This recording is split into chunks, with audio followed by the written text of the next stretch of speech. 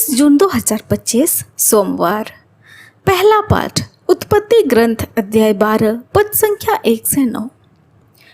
प्रभु ने अब्राहम से कहा, अपना देश, अपना कुटुंब और अपने पिता का घर छोड़ दो और उस देश जाओ जिसमें तुम्हें दिखाऊंगा। मैं तुम्हारे द्वारा एक महान राष्ट्र उत्पन्न करूंगा, तुम्हें आशीर्वाद दूंगा और तुम्हारा नाम इतना महान बनाऊंगा कि वह कल्याण का स्रोत बन जाएगा।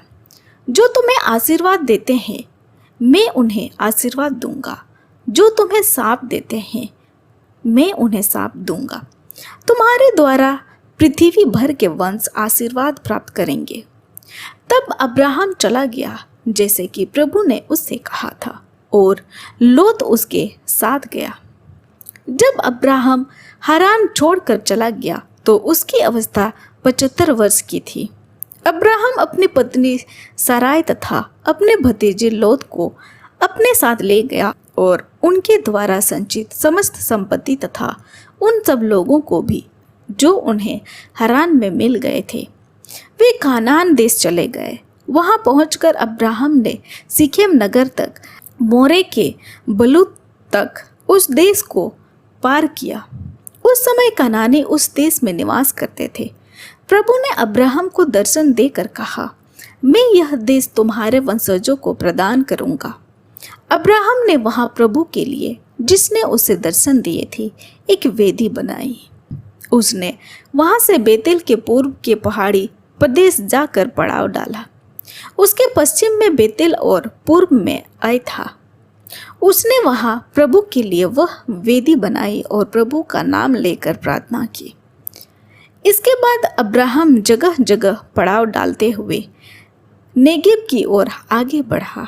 यह प्रभु की वाणी है। ईश्वर को धन्यवाद। भजन अनुवाक्य। धन्य है वह राष्ट्र जिसे प्रभु ने अपनी प्रजा बना लिया है। धन्य है वे लोग जिनका ईश्वर प्रभु है, जिन्हें प्रभु ने अपनी प्रजा बना लिया है। प्रभु आकाश के ऊपर से दृष्टि डालता और सभी मनुष्यों को देखता रहता है। अनुवाक्य। धन्य है वह राष्ट्र जिसे प्रभु ने अपनी प्रजा बना लिया है। प्रभु की कृपा दृष्टि उसके भक्तों पर बनी रहती है, उन पर जो उसके प्रेम से यह आशा करते हैं कि वह उन्हें मृत्यु से बचाएगा और अकाल के समय उनका पोषण करेगा। अनुवाक्य। धन्य है वह राष्ट्र जिसे प्रभु ने अपनी प्रजा बना लिया है। हम प्रभु की राह देखते रहते हैं, वही हमारा उद्धारक और रक्षक है। हे प्रभु, तेरा प्रेम हम पर बना रहे, तुझ पर ही हमारा भरोसा है।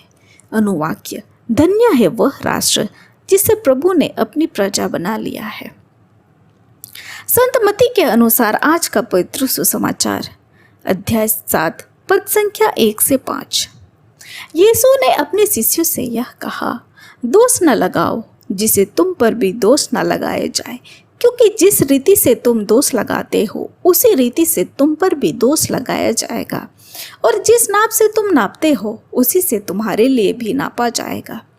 जब तुम्हें अपनी ही आंखों की धरन का पता नहीं तो तुम अपने भाई की आंखों का तिनका क्यों देखते हो? जब तुम्हारी ही आंख में धरन है तो तुम अपने भाई से कैसे कह सकते हो, मैं तुम्हारे आंख का तिनका निकाल दूं? रे ढोंगी, पहले अपने ही आंख की धरन निकालो, तभी अपने भाई की आंख का तिनका निकालने के लिए अच्छी तरह देख सकोगे। यह हमारे प्रभु यीशु ख्रिस्त का सुसमाचार है। ख्रिस्त की जय। तो आइए आज के पाठों पर मनन चिंतन करते हैं। हम में से कोई नहीं चाहता कि लोग हमें कठोरता से आके, लेकिन हम अक्सर दूसरों के बारे में जल्दी राय बना लेते हैं बिना उनकी पूरी सच्चाई जाने। यीशु हमें याद दिलाते हैं कि जैसे हम दूसरों के साथ करते हैं वैसे ही हमारे साथ होगा। अगर हम दया चाहते हैं तो हमें भी दया करनी चाहिए। अगर हम चाहते हैं कि लोग हमारे साथ सहानुभूति रखें तो हमें भी वैसे ही करना होगा। दूसरों को आंकना अक्सर हमारे भीतर की घमंड और आत्मधार्मिकता से आता है, लेकिन सच्चाई यह है कि केवल ईश्वर ही हर दिल को जानता है। केवल वही सच्चा और न्यायपूर्ण न्याय करता है। यीशु हमें एक और रास्ता दिखाते हैं, नम्रता, सहनशीलता और करुणा का। दूसरों की गलतियों की ओर देखने से पहले हमें अपने हृदय को ईश्वर के सामने लाना है।